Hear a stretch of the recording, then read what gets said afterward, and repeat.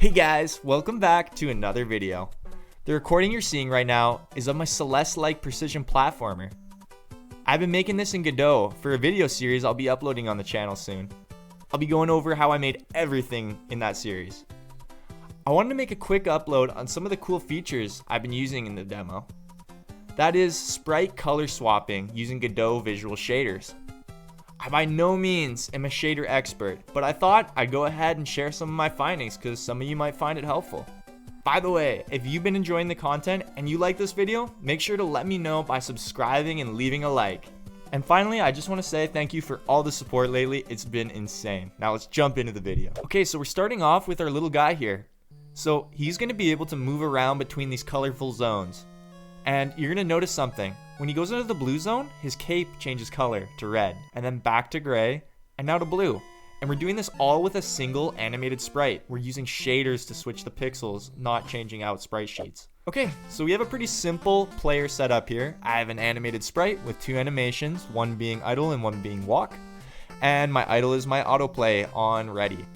And I also have simple collision set up. Right here I have a collision shape.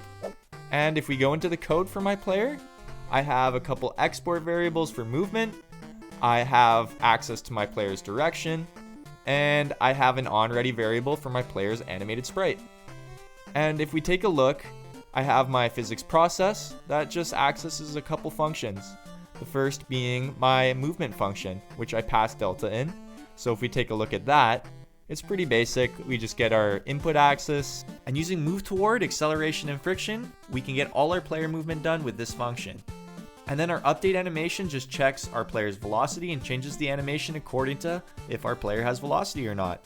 And then we have our update animation, which just checks our player's direction and flips the sprite depending on which direction we're facing. And that's pretty much it. Now that we're back in our player scene, I want you to go ahead and click on your animated sprite 2D. Go down to the material tab, and we want to add in a shader material. Once you've clicked on that, we actually want to create our shader. So we'll click on the little empty field and we'll do new shader, and we'll give it the name color switch. And I'm going to just save it in a folder I've dedicated for shaders over here. And once you've done that, you want to make sure that you're in the visual shader mode, which is in this little tab here. We're going to only be using visual shaders today. Now, once you've done that, you can click on it and it will open up the shader tab. And if we expand that upward a little bit, we can see what's in front of us here. So we start off with this output node. And right now we're actually in vertex mode. So we actually want to switch over to fragment. So we're only changing the properties of each pixel. We don't actually care about the vertex data of our animated sprite. So the first thing we want to do is add in a node. We're going to add in an input node. So once you double click that, you'll see that now we have two nodes on our screen, and we want to select the color field because we're going to be manipulating each pixel's color. And then we want to add in a color parameter, and we're going to use that parameter to find specific pixel colors on our sprite to change and swap out. And for this case, I'll use our cape color. So if we use the eyedropper tool, we can hover above the cape and just select the cape's color. And just like that, it works. So if I drag that into the color, you can see, oh, it changes every pixel on our sprite. Well, we don't exactly want that, but it's interesting to see how it can change every single pixel on our sprite. To organize our nodes, we can use a special node called a frame, and we can drag each of our nodes into this frame node and give it a title. And we're going to call it parameters, and it's just going to help us keep everything organized as we add more nodes in. And speaking of, let's add in another one. We're going to add in distance 3D, which is going to check both our input color vector and the target color vector that we have in our color parameter here. So we can put those into the A and B slot, and it will give us the distance between each point. So we're going to use this distance and compare it to a threshold using a special node called compare. So we'll go ahead and add in the compare node. And you want to make sure that it's comparing a float, which you can see on this dropdown. And then we want to also have A less than or equal to B because we want our distance to be less than our threshold.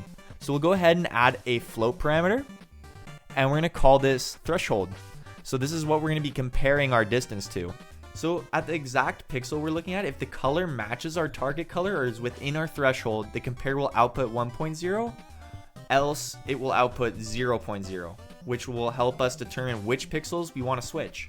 So I'm going to go ahead and add these two into a frame again just to keep everything organized. So I'll call it initial comparison. And we'll just drag those two nodes into our frame and everything's nice and organized. So we'll go ahead and add in another color parameter. This will be super important because this will be our replacement color. So every time we find that targeted pixel color, which is our cape color, we will switch it to this teal color here. We can make it whatever we want later on in the code. So we'll go ahead and add in another node, and this will be our mix node. And we want to change it to be comparing vector 3s. We'll be putting the compare output into the weight input of our mix node here. And basically, since our compare node only outputs 1.0 or 0.0, we will either get all of color A or all of color B. So if compare outputs 1.0, we'll get all of color B, which is our replacement color. And if it's 0.0, we'll get all of input A, which is our original pixel color. And you can see I'm adding some reroutes here just to clean everything up. And now that we have that, I want to add in one last thing. So we're going to add in an if statement here. So we're going to go ahead and drag the output of our mix node into the A equals B input on our if statement. And we'll take our input color and we'll put that in the A less than B input. And we're going to go and create another parameter. This will be a Boolean parameter. And this will be our toggle. So we can toggle on and off the cape color. So we'll call it enable. And we'll just drag that into the A input of our if node here. And we just need to make sure we switch B to be 1.0 so that if we toggle on enable, that it will trigger the cape color. And now that that's done, if we come to the side here, you can see we can switch it on and off. So that's working perfectly. So if we come back to our player script here, I want you to look at this function I've made. Using a signal like body entered, we can go ahead and change the color of our cape or enable the shader on and off using this signal. I've created an area 2D here called color switch box, and it has a couple export variables. So we have the replacement color, the target color, and the threshold. So I've connected two signals. We have body entered and body exit. And within these, I check if the body's a player, if it has the method set cape color, and then we pass in the specific parameters that we've set above with our export variables, toggling the effect on and off depending on whether we're leaving or entering the area. So I've created two areas here. You can see I have this red zone and I have this blue zone here. And I've set the parameters over in the inspector tab. You can see over here I have my target color and the color I want to change to. And I have my threshold set. And then I have the same for the blue area. So the cape will change to red when we enter the blue area over here. So in the game, you can see it's working. Again, I use this for the dash effect in the demo I'm making, similar to when Madeline's hair changes to blue when she dashes. So that's kind of the idea I had here.